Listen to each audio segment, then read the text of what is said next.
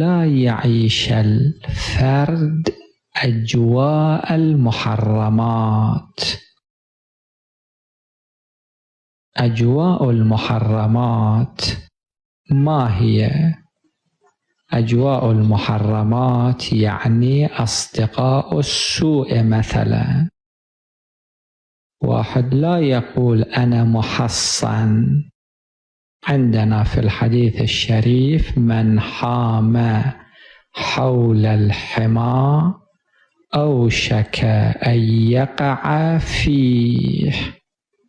إذا أكو هنالك تيار كهربائي مجرد، أنتم باحتياط كامل وضعتم يدكم قرب هذا التيار أو السلك الكهربائي، هذه تمثل مغامرة. يمكن في المرة الأولى، في المرة الثانية واحد لا يصاب، ولكن فجأة يصعقه التيار الكهربائي.